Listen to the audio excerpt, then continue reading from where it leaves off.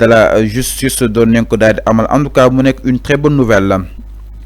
pour la justice sénégalaise. Donc l'entente justement bu li nga xam ne que moo di juste nag mujj na daal di suspendre grève bi nga xam ni itam ñoom tegoon nañ ko sur place. Donc UNTJ ak juste nag jamono ji ni ki mercredi 6 août 2025 suspendre nañ exactement seen ay mots de grève bi nga xam ni itam lancé woon nañ ko depuis le 18 juin bi ñu daal di génn mu nekk benn décision boo xam ni itam mi ngi intervenir dans un contexte d'ouverture des négociations avec les autorités étatiques maanaam ginnaaw bi ñu daal di commencé daal di waxtaan am na nag li nga xam ne que moo di ay solution jëm si li nga xam ne que moo di kilifa yi moo ne kon nag su juste décidé na pour daal di suspendre exactement grève bi nga xam ni itam commencé woon nañ ko déjà mu daal di aussi empêché woon par rapport ak fonctionnement bu justice sénégalaise. Donc selon une note publiée par le journaliste Mathis Sarnian, la coalition sénégalaise des greffiers a choisi de donner une chance réelle au dialogue engagé maanaam nag nangu neen pour daal di dialoguer ak li nga xam ne moo di le gouvernement. L'objectif bi nga xam ni itam ñu ko si daal di seet fexe ba daal di parvenir à des accords concrets sur les revendications soulevées par les travailleurs de la justice. Donc nag boobu de grève mu daal di paralyser woon exactement yenn ay juridictions à travers le pays aju woon jëm si li nga xam ne moo di l'amélioration des conditions de travail bu gën a ñu gën leen xoolal conditions yi nga xam ni itam da nga koy daal liggéey waaye itam bokk na aussi si la reconnaissance statutaire des greffiers waaye itam ñu daal di amal application effective d'accord yi nga xam ni itam signé woon nañ ko. Donc la suspension du mouvement dina daal di permettre ñu daal di dooraat li nga xam ne moo di liggéey bi dans les cours et tribunaux en attendant nag ñi daal di amalaat ay conclusions jëm si waxtaan bi nga xam ni itam entamé nañ ko déjà ak boobu des syndicats du travail jëm si kanam yoon ak wàllu yoonal waaye ñoom itam ba tey ñi ngi resté vigilant waaye itam ñi promettre que ni dinañ daal di évaluer après la bonne foi du gouvernement dans les prochains jours yi nga xam ni itam entamé nañ ko boobu de li nga xam ne moo di miix. Donc na ñoom bàyyi na lépp lu ñu jàppoon man ni kon nag le ministre de la justice ak ñu mu daal di àndal jamono ji man ni kon nag mën nañ jàpp ni waxtaan am na juboo am na. Donc nag les choses dina daal di war a mën a dooraat si nu mu gën a gaawee. Alors neen daal di ñëw si ki nga xam ne moo di le président Bassirou Diomaye Diakhar Faye sans plus tarder parce que dina war a jàll si li nga xam ne moo di après la revue des titres ba tey ñu daal di deseni si wàllu wu nu mel Tafa ñu daal di ñëw si li nga xam ne moo di en conseil des ministres le mercredi 30 juillet dernier benn projet de loi le président Bassirou Diomaye Diakhar Faye daal di koy examiner fexe ba daal di war a mën a protéger exactement les lanceurs d'alerte. loolu nag dinañ ko daal di examiner ni ki le 18 août prochain. Le président Bassirou Diomaye Diakhar Faye nii du bëgg a protéger surtout li nga xam ne moo di les lanceurs d'alerte maanaam ñi nga xam ni itam ñooy daal di yoole ñenn ñuy daal di jël alalu askan wi fexe ba daal leen war a mën a protéger. Donc nag boobu de texte dina doon benn nouveauté majeure boo xam ni itam dina récompenser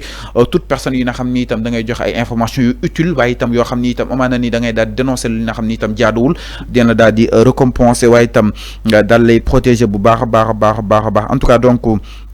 loolu nag dafa nekk article 17 bu projet de loi bi nga xam ni it moom mooy prévoir ay création yenn si ay fonds spéciaux de recouvrement des biens et avoirs issus de la fraude, de la corruption et des délits économiques. Donc nag mu nekk fonds boo xam ni itam dina am benn ko double mission daal di financer li nga xam ne moo di projets sociaux yi waaye itam gën a récompenser exactement les lanceurs d'alerte. Donc nag d'après l'article 19 toute personne lanceur d'alerte ou prénom dont les révélations ont connu à la condamnation d'un individu impliqué dans une affaire économique et financière pourra bénéficier d'une prime de 10%. maanaam képp ku boole nit amaana dafa jëloon alalu askan wi ñu daal di koy daan ba tëj ko ba xam ni moo def yow mën na la jox li nga xam ne moo di 10% si montant bi nga xam ni it moom ci moom leen daal di jël si moom exactement. Donc à défaut un montant forfaitaire sera fixé par l'organe national de lutte contre la corruption. su nekk loolu itam moom lutte contre la corruption di li nga xam ne moo di OFNAC bu bees bi ak COP ak doxalin bi dinañ daal di xool naka lañ daal di war a mën a récompenser kooku di boole ñi nga xam ni itam ñoo daal di def yooyu de si ay mbir. Donc nag mu nekk entre autres yi nga xam ni itam le président Bassirou Diomaye Diakhar Faye abordé na boobu di li nga xam ne moo di question jëm si li nga xam ne moo di la réduction des comptes ak tolluwaay wi ñuy daal di xaar li nga xam ne moo di mbir yi ana fu lay daal di war a mën a mujjee si kanamu yoon ak wàllu ko yoonal lépp daal di ñeel ni fexe ba daal di gën a war a mën a bàyyi xel bu baax a baax a baax jëm si doxinu réew mi. alors mi ngi noonu déclaration donc de patrimoine pourquoi le président Bassirou Diomaye Diakhar Faye ak ki nga xam nekk moo di Ousmane Sonko ñu daal décidé pour daal di changer li nga xam nekk moo di loi bi mu nekk autant de questions yi nga xam ni itam ñu koy daal di poser allant dans ce sens alors donc du côté de la régie su baaxee lu ñu daal di ñëw si nga xam nekk moo di la revue des titres maanaam li gën a fës si xëtu yi likaay yi. alors ñu daal di koy dooree ak xët gu njëkk bu li nga xam nekk moo di justement Sud Quotidien Sud nag mu daal di ñëw si xëtam gu njëkk ak li nga xam nekk moo di cette rencontre bi nga xam ne amoon na foofu si waanu Kaolack digganteeg Serigne Mboup ak li nga xam nekk moo di le préfet abus de pouvoir ou de position dominante en tout cas la gangrène la nga ko daal di tuddee exactement mi ngi si xët gu njëkk bu li nga xam nekk moo di Sud Quotidien moom ki nga xam nekk moo di Serigne Mboup démb leer na si suñu mu gën a yaatu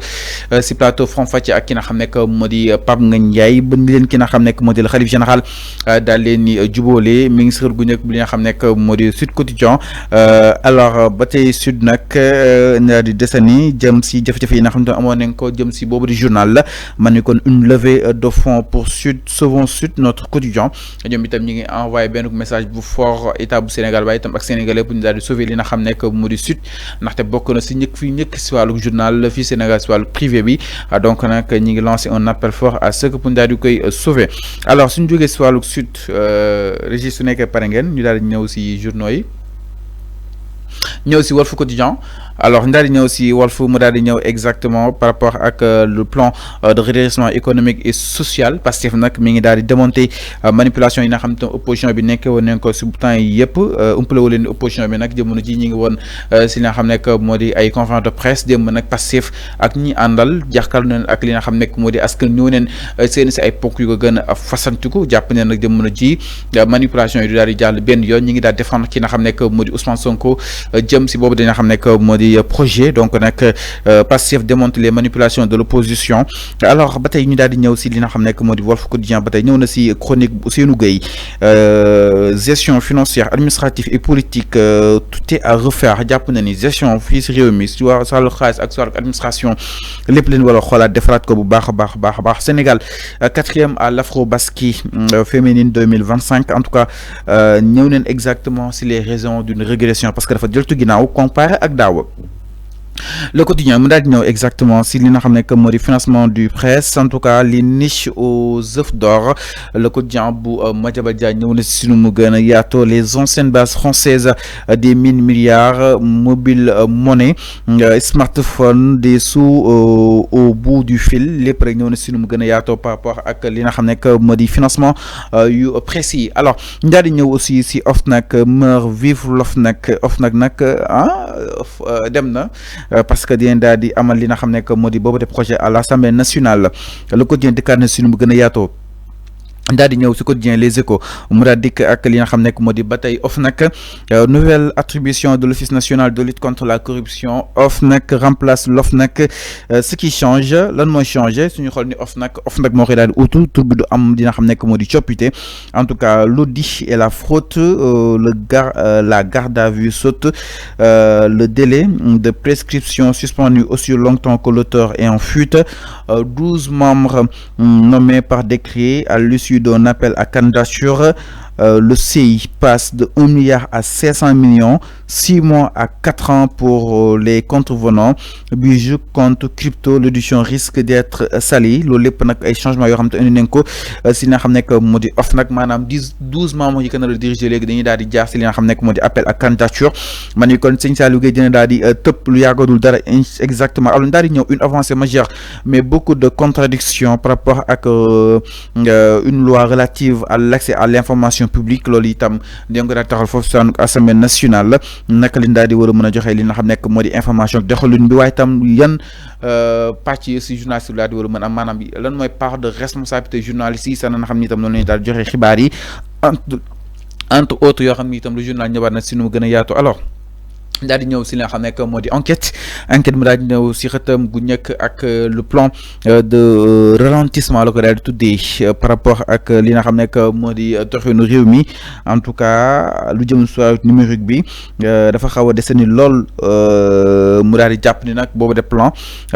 de ralentissement la maanaam li ralentissement yi si am dafa xaw a bëri lool ba daal di yéeme daal di ñëw aussi si entente bi nga xam tam si justice am na ko ak le ministre de la justice bi waroon daal di suspendre exactement sur une grève ministre gu ñëk bu li nga xamné que modi enquête lutte contre la corruption l'État passe à l'offensive pour daal di fi jëlee li nga xamné que modi OFNAC ancienne version bi Vox Populi mu daal ñëw si xëtam gu ñëk ak le projet de loi numéro 13/2025 quand la loi arme lanceur d'alerte et prénom de biens fonds ou avoir illicite manam li nga xamné que modi loi bi nak mi gëna may doole li nga xamné que modi yenn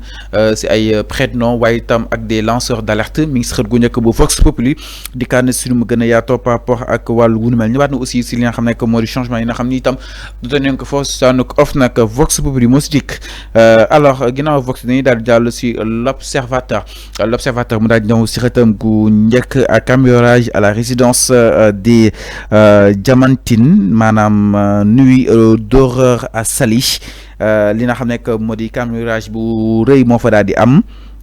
la villa de l'architecte Lydia Hassani leen daal di attaqué par les assaillants lourdement armés dans la nuit du 5 au 6 août sa fille adoptive nak di turam di Gigi AN ayatam daal di toll si 28 ans leen daal di violé par 5 malfaiteurs ñoo ko daal di violé maanaam 5 malfaiteurs ñoo daal di egg si kawam alors sa fillette âgée de 7 ans rouée à coups contrainte de relever l'emplacement du coffre-fort de sa maman contenant plus de 10 millions d'un franc, des bijoux en or et en diamant. Alors, le véhicule de la famille, une Ford,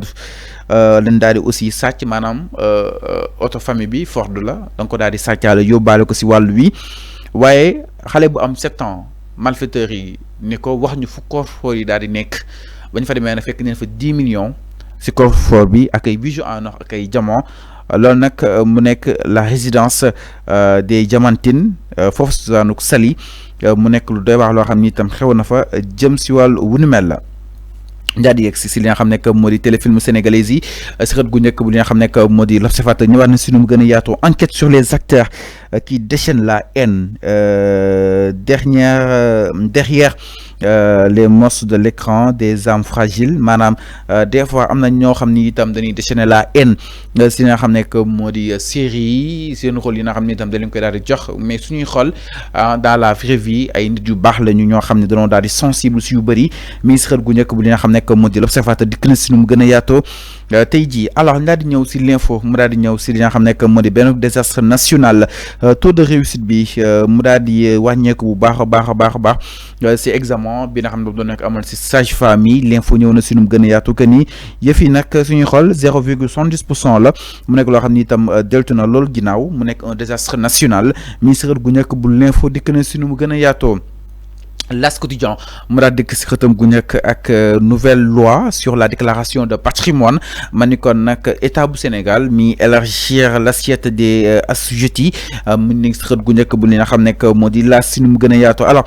critique contre le plan de redressement le MONCAP démb amoon na benn conférence de presse mi cong bu baax li nga xam ne moo di opposition par rapport ak attaques yi nga xam ne ñu ngi koy daal di attaqué yegg si li nga xam ne moo di Cour suprême mi ngi désavoué exactement le ministre de la justice nomination bu directeur bu centre Talibou Dabo bu bees bi alors ñu daal di ñëw si la tribune mu daal di ñëw si xëy bu njëkk la tribune ak li nga xam ne moo di Cheikh Seck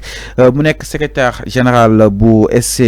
SC3S mi ngi daal di démonter le ministère de la santé en tout cas donc grosse manipulation sur le recrutement de 220 sages-femmes d'État moom ki nga xam ne moo di Cheikh Seck mu koy daal di ñaawlu bu baax a baax di daal di yegg ministre gu nekk bu li nga xam ne moo di la tribune yegg si aussi si li nga xam ne moo di inondation il faut Touba,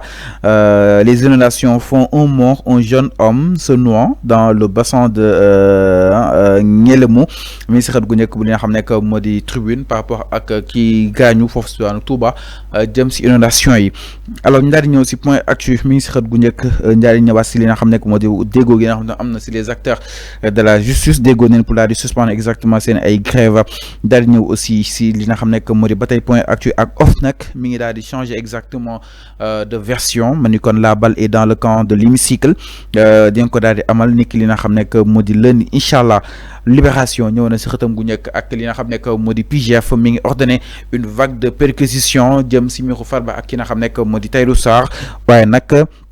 les enquêteurs sont descendus au siège déclaré de Sofico groupe immobilier suisse yooyu yëpp nag ki nga xam ne que moo di Tahirou moo ko daal di moom les premiers éléments yi nga xam ni itam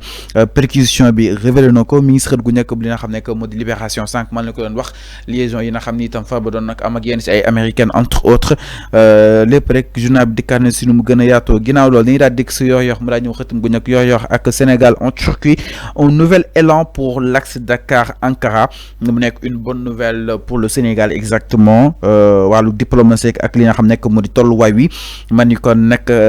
Dakar ak li nga xam nekk moo di Turquie maanaam Sénégal ak Turquie bëgg nañ liggéey bu am solo diggante ak Dakar ak Ankara mu nekk ñaari capitale yoo xam ni itam ñooy capitale yu ñaari dëkk yi Sénégal Dakar foofu si doon Turquie Ankara en tout cas Ousmane Sonko nag dem na fa am na fa waxtaan wu yaatu jëm si li nga xam nekk moo di ces relations diplomatiques bac 2025 si xët gu njëkk bu Rewmi Quotidien réussite bi nag mu daal di wàcc loolu ba daal si yegg maanaam amul li nga xam nekk moo di justement taux bi diisul soriwul par rapport ak li nga xam ni itam noonu leen daal doon mën a xaaree jëm si wàllu njàng bekk njàngale bi mi ngi si xët gu njëkk bu li nga xam nekk moo di Rewmi Quotidien sur 162 525 candidats 527 candidats autant pour moi seuls 70 888 sont admis. Le public enregistre 50 387, soit 57,92% contre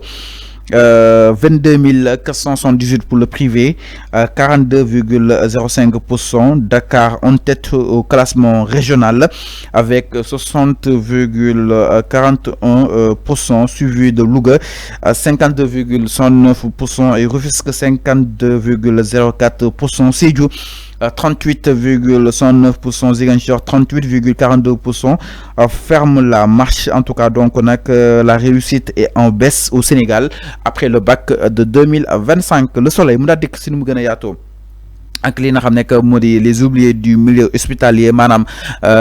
hôpital yi le soleil def na si gëstu gu yaatu nag ñii gunge malade yi maanaam des fois da leen di fàtte si li nga xam ne que moo di justement hôpital yi du leen jox ay conditions yu baax faute de structure d'accueil ils dorment le plus souvent à la Belle Étoile Fann l'exception maanaam si croix yi la ñuy fanaan nag entre autres mu nekk loo xam ni itam jot nañu daal leen war a mën a bàyyi leen xel bu baax a baax les accompagnants de malades justement